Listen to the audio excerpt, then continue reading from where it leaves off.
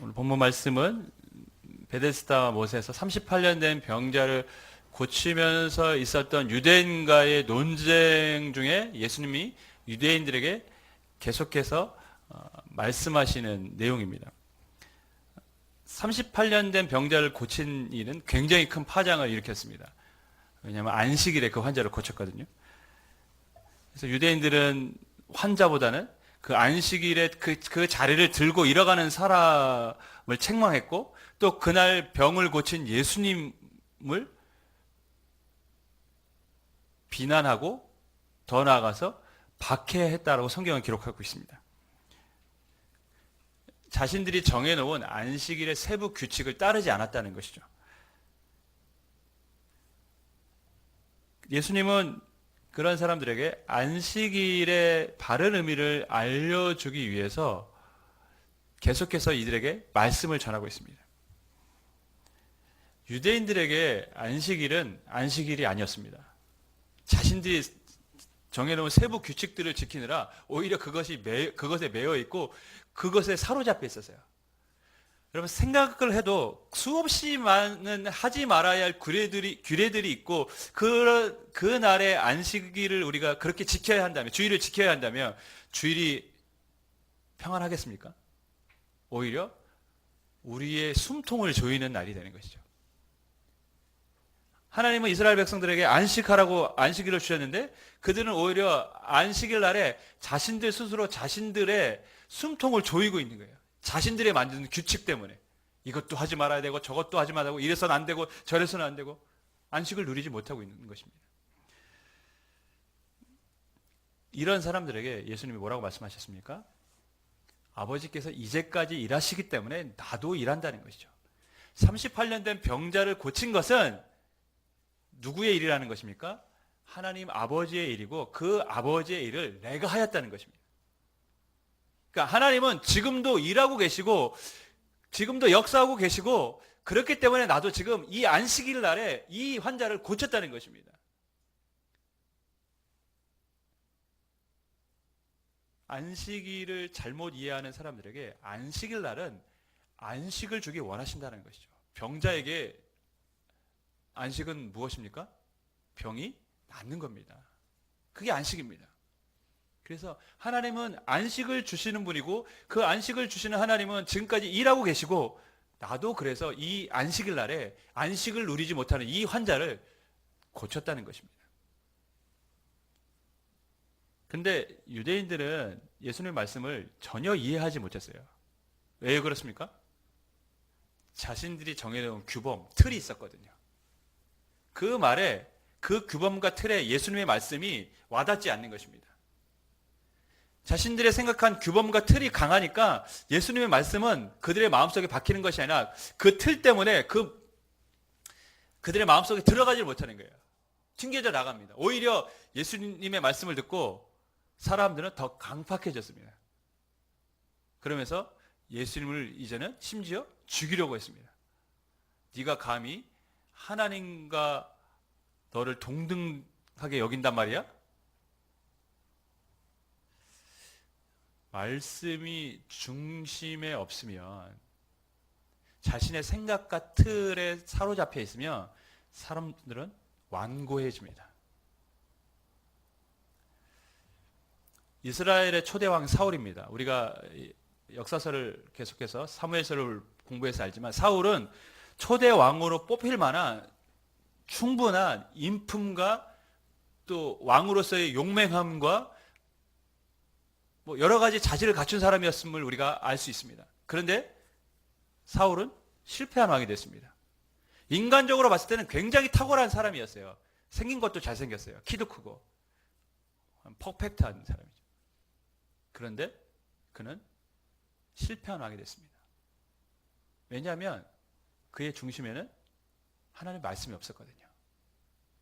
사무엘 선지자를 통해서 들려준 하나님의 말씀을 그는 마음에 두지 않았습니다. 자기의 생각과 자기의 판단을 옳게 여겼고 그대로 행했습니다. 그래서 그는 실패한 왕이 된 것입니다. 하나님의 말씀이 중심에 없고 자신의 생각과 틀이 중심에 있으니까 사울은 점점점 완고한 사람이 됐고 다윗을 죽이는 데 집착을 했던 것이죠. 반면 신약 성경에도 사울이라는 똑같은 이름의 사람이 등장합니다. 그 역시 자기의 신념으로 가득 찼던 사람입니다. 그래서 무엇을 했습니까? 예수님을 믿는 사람들은 어떤 사람들입니까? 다 이단들이는 것이죠. 이단의 수계, 그러니까 이단 신앙을 가진 그 예수님을 따라다니는 사람들이라고 믿었어요.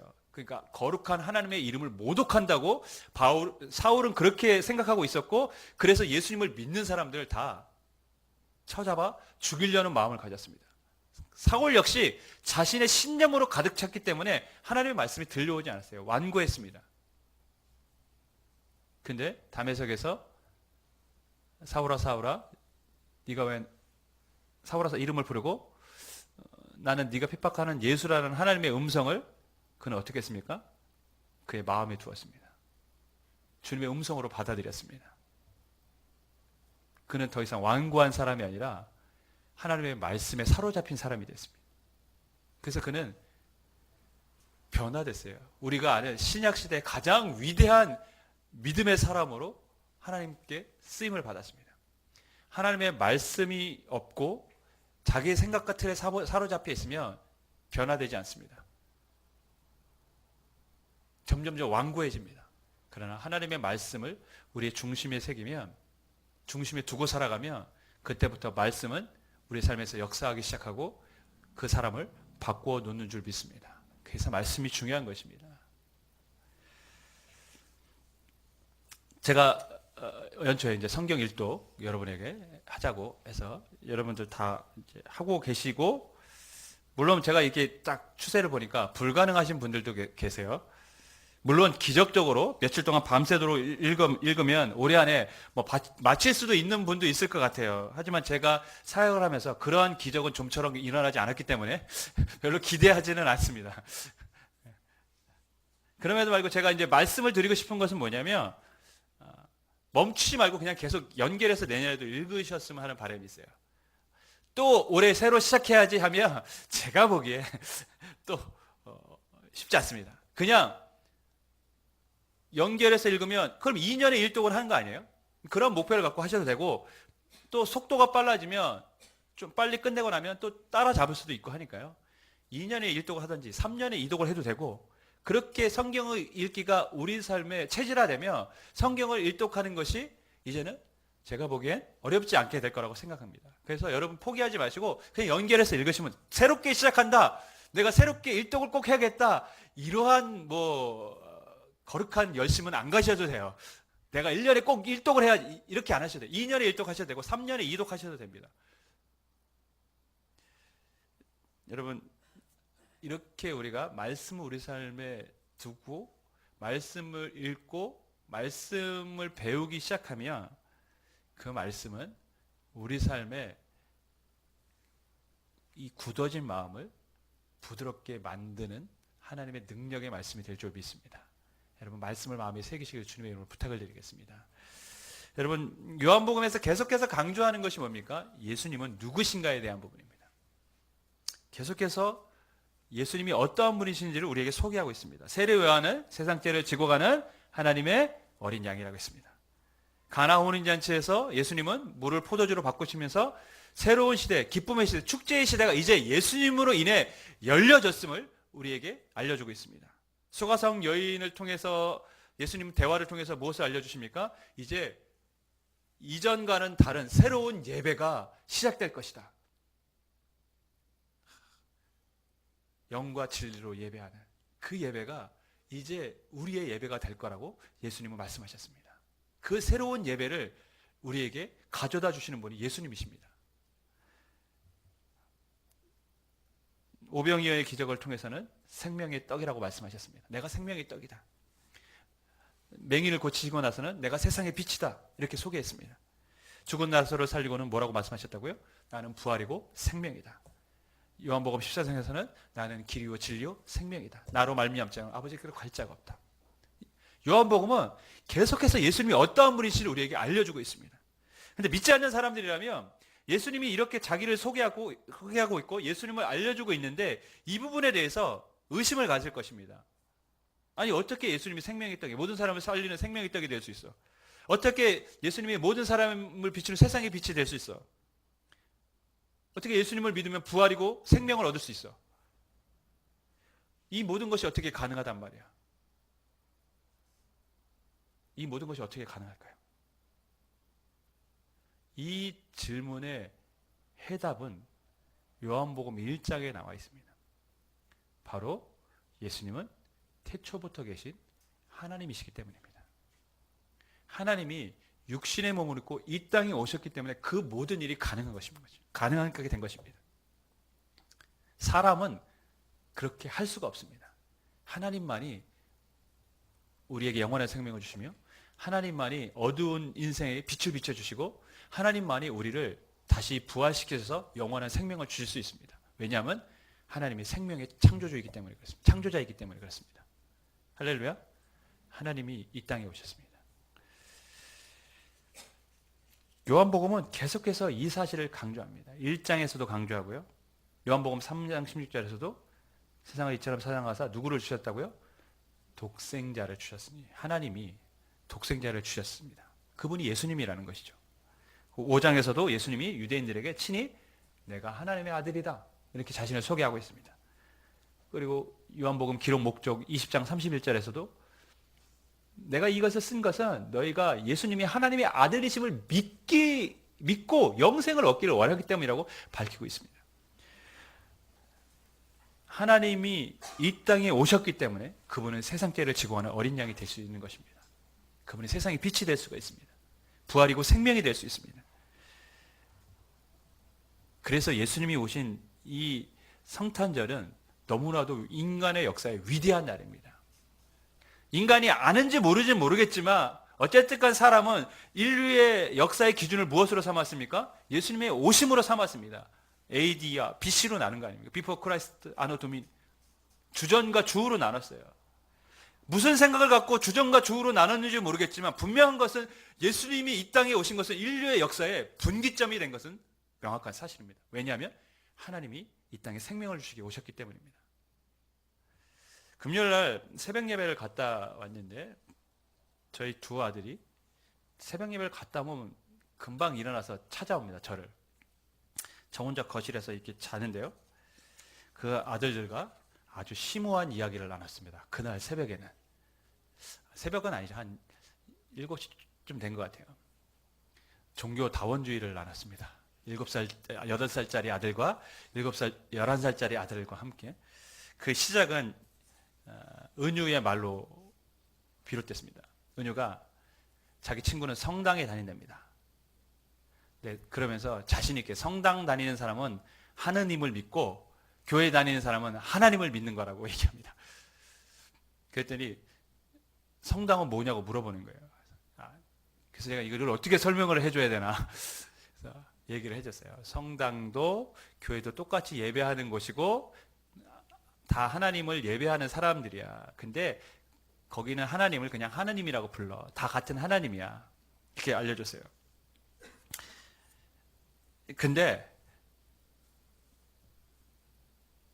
그러면 교회하고 성당은 어떻게 이렇게 생긴 거냐고 물어봐요. 그래서 제가 이거를 종교개혁을 애들에게 알려줘야 되나, 이걸 11살짜리랑 8살짜리에게 이걸 알려줘야 되나 고민이 많았어요. 그러면서 제가 알려줬어요. 실은 원래 한 교회였는데 교회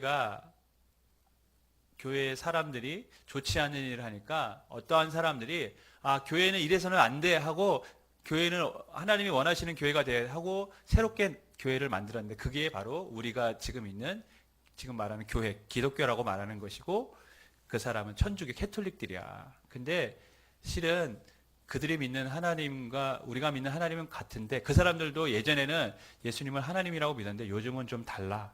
제가 이렇게 얘기했어요. 근데 뭐가 다르냐고 물어보는 거예요. 제가 우리는 예수님만이 하나님의 구원자로 이 땅에 오셨다고 믿는데 이제 그 사람들은 그렇게 믿지 않아. 예전에는 믿었는데 그렇게 믿지 않아. 그들은 예수님 말고도 다른 데 구원이 있다고 말해. 불교에도 있다고 얘기하고 힌두교에도 있다고 얘기하고 이슬람에도 있다고 얘기해. 그러면서 제가 아이들에게 이렇게 되물었습니다. 그런데 얘들아, 다른 데 구원을 얻을 길이 있다면 왜 하나님이 이 땅에 오셨을까? 뭐하러 오셨을까? 그럴 이유가 없잖아. 다른 데 구원을 얻을 길인데 왜 굳이 하나님이 이 땅에 오셨을까? 그랬더니 우리 두 아들이 맞다고. 아주 영적인 아이들입니다. 맞다고. 그러면서 우리 둘째가 이런 말을 했어요. 제가 감동을 받았어요. 그렇죠. 오실 이유가 없죠. 그렇다면 예수님 말고 구원을 얻을 수가 있다면 예수님이 이 땅에 오신 보람이 없잖아요. 제가 그 말, 이 보람이라는 단어가 제 마음에 확 들어왔어요. 그래, 예수님이 그렇게 오실 이유가 없는 거지. 그러면서 그 다음 뭐라고 했냐면, 예수님이 이 땅에 오신 보람이 없고, 하나님께서, 이 땅에 예수님을 보는 하나님께서 기뻐하지 않으실 거예요. 슬퍼하실 거예요. 이런 아이들입니다. 영적 수준이 장난이 아닙니다. 제가 종교다원주의라는 것을 제가 얘기했어요. 그런 사람들을 종교다원주의를 믿는 사람들하고 하고 그런 사람 틀렸다고 제가 얘기했는데 그 아이들이 그것을 인정했어요. 맞다고. 정말 이 아이들이 제 아이들이란 말입니까? 그래서 제가 너무 대견해가지고 또 감격스러워서 7살짜리 아이도 이 사실을 알고 있는데 왜 사람들이 이 사실을 모를까? 제가 이제 감격해서 얘기했어요. 그때 은유가 바로 대받아쳐서 얘기하는 거예요. 아빠, 저 8살인데요. 저 8살이에요. 어쨌든가. 여러분, 어린 아이들도 예수님만이 유일한 구원자가 된다는 것을 확신하고 있습니다. 물론 그 아이들의 믿음이 얼마나 견고한지는 모르겠어요. 얼마나 그러니까 견고하고 잘 체계화가 된 믿음인지는 모르겠어요. 하지만 그들이 그런 고백을 할 수 있는 근거는 있습니다. 그게 뭡니까? 그들은 예수님이 이 땅에 오신 하나님이라고 알고 있어요. 그래서 그 말을 하는 거예요. 이 땅에 하나님이 오셨는데 그 하나님이 우리를 구원하기 위해서 오셨고 그렇기 때문에 세상에 다른 구원의 방법을 주실 이유가 없다라는 것이죠. 여러분, 성탄절이 왜 기쁜 날인지 아십니까? 하나님이 이 땅에 오셔서 기쁜 날인 줄 믿습니다. 하나님이 이 땅에 오셨습니다. 우리를 구원하시기 위해. 선물 주고받는 날이 아니라 산타크로스가 오는 날이 아니라 위대한 성인이 탄생한 날이 아니라 위대한 스승이 태어난 날이 아니라 이 땅에 우리를 위해서 하나님이 친히 인간의 몸을 입고 왔기 때문에 그 성탄절은 너무나도 기쁘고 감사한 날인 줄 믿습니다. 유대인들은 예수님이 하나님이심을 믿지 않았어요. 오히려 신성 모독이라고 생각하고 예수님을 죽이려고 했습니다. 근데 참 안타까운 거예요. 그들은 하나님을 철저히 믿었어요. 구약의 하나님을 철저히 따르고 신봉했습니다. 그런데 하나님의 아들을 믿지 않았기 때문에 어떠한 결과가 초래됐습니까? 그들은 오히려 하나님의 자녀가 될 수 없었습니다. 하나님과 교제를 할 수가 없었어요. 성령을 선물로 받을 수가 없었습니다. 그리고 하나님 나라에 들어갈 수 없게 됐습니다. 구약의 하나님을 철저히 믿었는데 이 땅에 오신 하나님을 믿지 않았기 때문에 그들은 이 모든 것을 다 잃어버렸습니다. 예수님은 이러한 유대인들에게 다시 자신이 어떠한 분이신지를 재차 소개합니다. 이 말씀이 바로 19절부터 29절까지의 말씀이에요. 근데 여러분 읽어보셔서 알겠지만 상당히 내용이 어렵습니다. 저는 개인적으로 이 본문을 건너뛸까라도 생각을 해봤어요. 왜냐하면 내용이 쉽지가 않거든요. 읽어도 솔직히 잘 이해 안 되는 부분이에요. 그래서 제가 쉽게 요약해서 설명을 해드리겠습니다. 예수님은 안식일날 병자를 고친 예수님을 향해서 비난을 하고 하나님의 아들이라고 말한 예수님을 죽이려고 하는 유대인들을 향해서 뭐라고 말씀하셨냐면 내가 하는 일은 나 스스로 하는 일이 아니라 하나님이 내게 보여주신 일을 하는 것이다. 즉 하나님의 뜻을 이루는 것이라는 거예요. 그게 이제 19절 말씀입니다. 그러니까 38년 된 병자를 고친 일은 예수님 개인적으로 독단적으로 일을 한 것이 아니라 하나님의 뜻을 이룬 것이라는 것이죠. 그리고 나서 20절에 보면 하지만 너희가 38년 된 병자를 고친 것보다 더 큰 일을 보게 될 것이라는 것입니다. 그게 무엇입니까? 그게 21절입니다. 하나님이 죽은 자를 살리셨듯이 아들이 죽은 사람을 살리는 것을 보게 될 것이다. 여기서는 뭐 나사로나 뭐 그러한 죽은 사람을 살리는 것이 아니라 야이로의 딸 같은 죽은 사람을 살린다는 개념이 아니라 마지막 날에 예수님이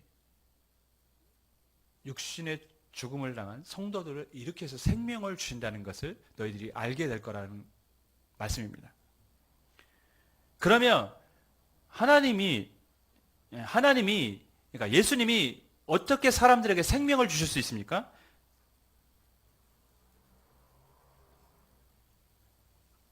예수님이 어떻게 죽은 자를 살리실 수 있죠? 그것이 바로 26절의 말씀입니다. 26절 같이 읽습니다. 시작.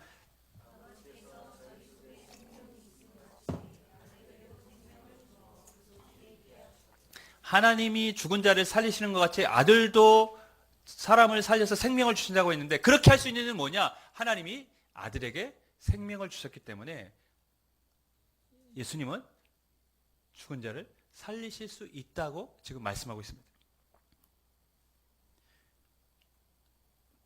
아들이 생명을 주시는데 이제 하나님은 그 모든 권한을 누구에게 위임하셨냐면 예수님에게 위임하셨습니다.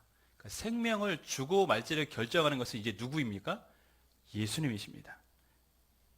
그래서 예수님은 유대인들에게 이제 내가 생명의 수여자 또는 심판자가 되신다고 계속해서 말씀합니다. 22절 말씀 같이 읽습니다. 시작.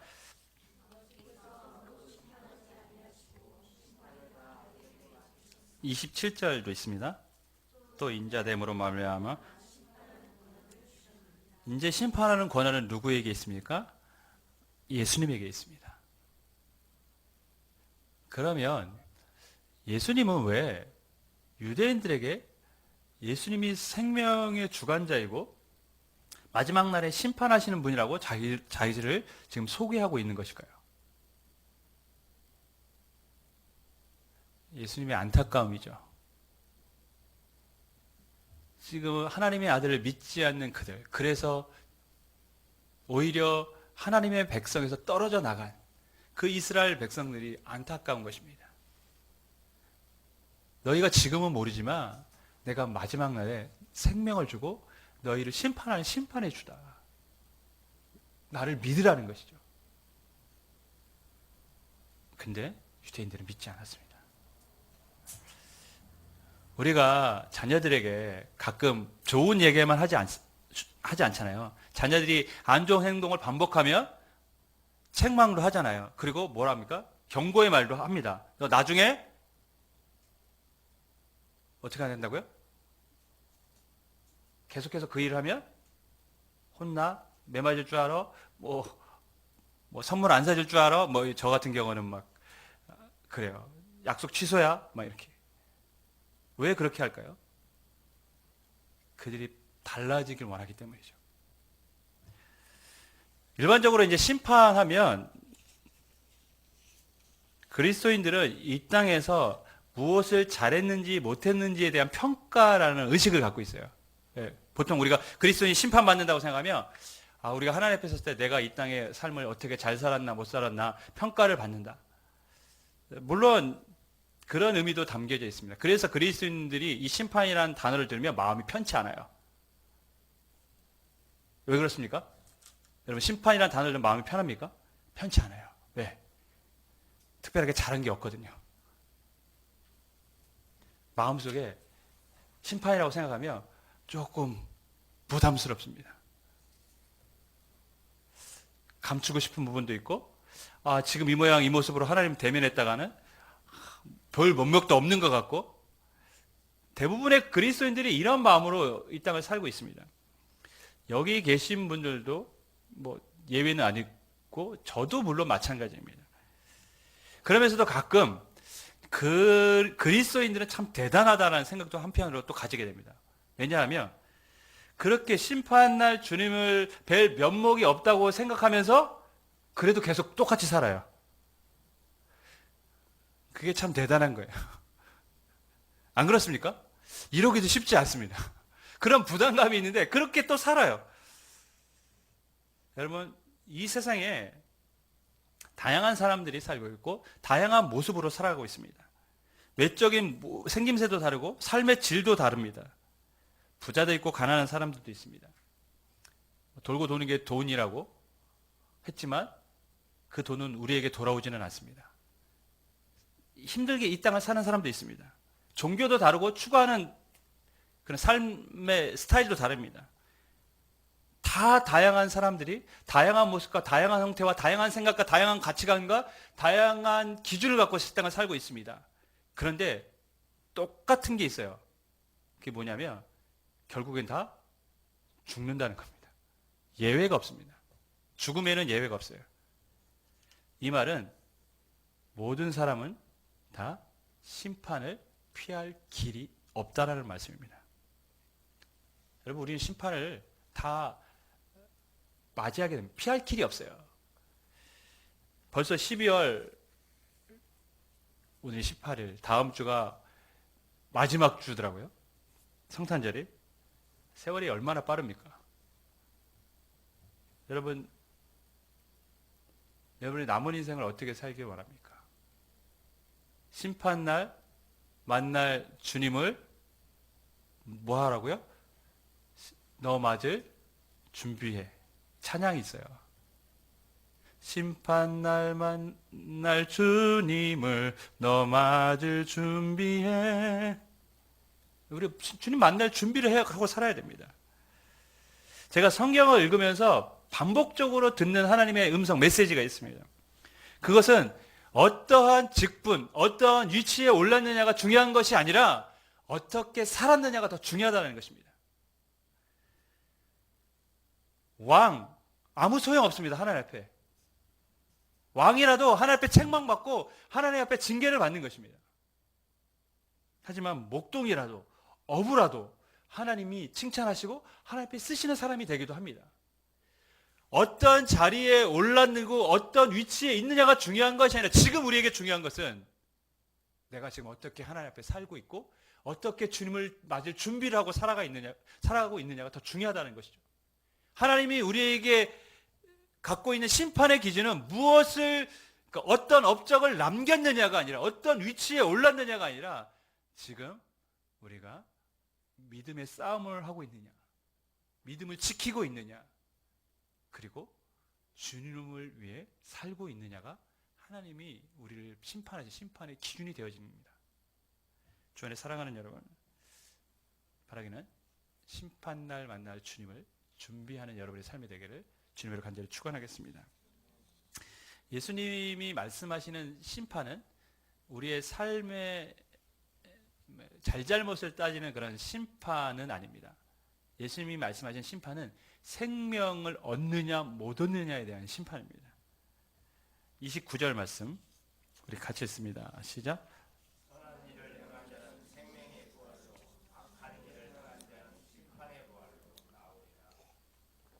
선한 일을 행한 자는 생명의 부활로, 악한 일을 행한 자는 심판의 부활로. 마지막 때에 하나님께서 선한 일을 행한 사람은 생명의 부활, 즉 죽은 자가 부활해서 영원한 생명을 얻게 하신다는 것이고, 악한 일을 행한 사람은 그 사람도 부활해서 영원한 죽음으로 지옥으로 가게 된다는 것이죠. 그 심판을 누가 하십니까? 예수님이 하십니다. 생명을 얻을 것이냐, 영원한 생명을 얻을 것이냐, 영원한 죽음으로 갈 것인가. 근데 우리는 신앙생활을 조금이라도 이제 하신 분이라면 이 예수님의 말씀에 머리가 조금 이렇게 갸우뚱해질 만한 말씀입니다. 왜냐하면 믿는 자가 아니고 어떤 사람이라고요? 선을 행한 사람이라고 했기 때문입니다. 우리는 지금까지 신앙생활 하면서 어떤 사람이 구원을 받는다고 배워왔습니까? 믿는 사람입니다. 믿는 사람이 생명을 얻습니다. 믿는 사람이 천국에 갑니다. 근데 오늘 예수님의 말씀은 선을 행한 사람이라고 기록하고 있어요. 선을 행한다는 의미는 과연 무엇일까요? 오늘 성경이 실은 좀 쉬운 성경은 아니에요. 그래서 제가 이걸 한번 건너뛸까 했지만 그래도 우리가 요한복음 통해서 예수님이 하시는 말씀의 의미를 좀 알 필요가 있다고 생각해서 제가 어렵지만 좀 쉽게 좀 풀어가려고 지금 노력을 하고 있습니다. 24절 말씀 우리 같이 읽겠습니다. 시작.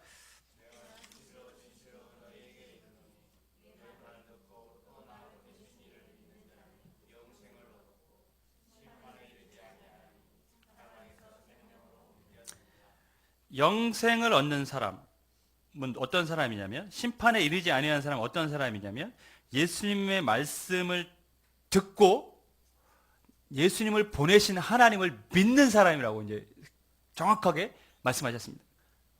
예수님의 말씀을 듣고 나를 보내신 아버지 하나님을 믿는 사람이 영생을 얻는다는 것이죠. 근데 여기서 듣는다는 말은 단순히 제가 말하고 있는데 여러분이 귀를 기울이고 듣고 있다는 얘기가 아니에요. 경청한다는 의미가 아닙니다. 따른다는 의미입니다. 제 아들은 제 말을 잘 들어요 라는 말은 제가 말하는 것을 귀담아 말할 때마다 이렇게 쫑긋하고 듣는다는 의미입니까? 아니면 제가 말하는 것을 잘 따라서 순종한다는 의미입니까? 잘 따라서 순종한다는 의미입니다. 예수님의 말씀을 듣는다는 것은 예수님의 말씀을 듣고 따라서 순종한다는 것이죠. 그리고 나를 보내신 이를 믿는다. 즉 하나님을 믿는다는 것은 하나님이 예수님을 보내셨다라는 것을 믿는다는 것은 예수님이 하나님이 아들이신 것을 믿는 것입니다. 그러므로 예수님이 누가 영생을 얻을 수 있는가에 대한 이 말씀은 하나님이 아들이신 예수님을 믿고 그분을 따르는 사람이 영생을 얻게 된다고 말씀하신 겁니다. 근데 우리가 여기서 한번 우리의 그 모습을 돌아보아야 될 필요가 있는 말씀이라고 저는 생각이 되는데, 예수님은 믿는다는 것만을 조건으로 내세우지 않고 뭐까지 말씀하셨습니까? 예수님의 말씀을 따르는 것까지 말씀하셨어요.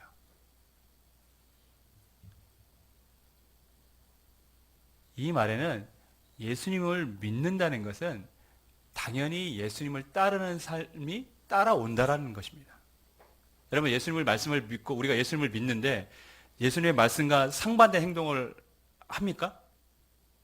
물론 연약해서 우리가 무너질 수는 있어요. 그죠? 하지만 예수님을 믿는 사람들은 그래도 마음속에 뭐가 있습니까? 그래도 내가 예수님 말씀대로 살아야지라는 그 마음은 갖고 살아요. 아닌가요? 갖고 살아갑니다. 그래서 예수님을 믿는 것과 예수님을 따르는 것은 이 하나라고 볼 수가 있어요. 예수님을 믿는데 예수님을 안 따른다? 그건 예수님을 믿는 게 아니죠. 결국 예수님을 믿고 따르는 삶은 우리 삶의 어떤 모습으로 나타납니까? 선한 삶의 모습으로 나타나게 되어 있는 것입니다. 예수님을 믿는 사람들이 악하다? 뒤집어 보면 이러한 결론을, 그거는 예수님을 믿는 게 아닙니다. 물론 우리가 아까도 말씀 실수해서 연약해서 넘어질 수도 있지만 그것이 반복적인 악으로 나타난다? 그것은 예수님을 따르는 삶이 아니기 때문에 그것은 예수님을 믿는 게 또 아닙니다. 사랑하는 여러분, 예수님은 자신이 지금 이 땅에 생명을 주시고 마지막 날에 그 영원한 생명을 주시는지 안 주시는 그 심판주가 되심을 유대인들에게 말씀하고 있습니다.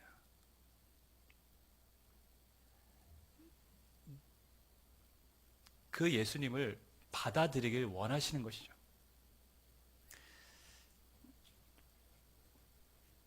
이 땅에 하나님이 오셨습니다.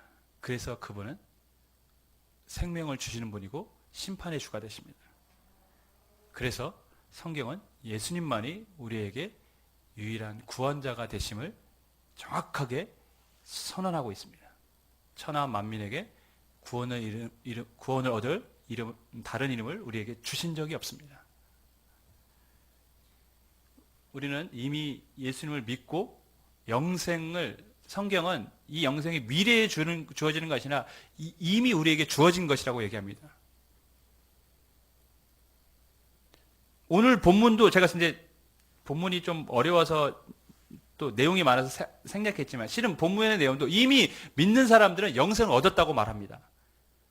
나사로를 살리시고 나는 부활이요 생명이니 나를 믿는 자는 죽어도 살겠고 살아서 믿는 자는 영생을 얻겠다고 말합니다. 즉 살아서 믿는 것 자체가 영생을 얻는 겁니다. 영생을 얻는다는 것은 죽은 이후의 개념이 아닙니다. 우리 안에 이미 영생은 소유가 되는 것입니다. 왜냐하면 영원하신 하나님이 우리 안에 계시거든요. 성령님이 우리 안에 계시거든요. 그 영원하신 하나님이 계시기 때문에 우리는 영원한 삶을 사는 것입니다. 사랑하는 여러분, 이 땅에 영원한 생명을 주시기 위해 하나님이 친히 이 땅에 오셨습니다. 그것을 믿는다면 우리 이제 어떻게 해야 될까요? 마땅히 주님을 따르는 삶이 되어야 될 줄 믿습니다. 우리의 삶을 통해서 주님 앞에 영광 돌리고 그 영광 돌리는 삶이 실은 마지막 때에 주님을 맞이하는 준비를 하는 삶인 줄 믿습니다. 저와 여러분이 주님을 따름으로 주님을 맞을 준비를 하는 복된 성도가 되기를 주님의 이름으로 간절히 축원하겠습니다.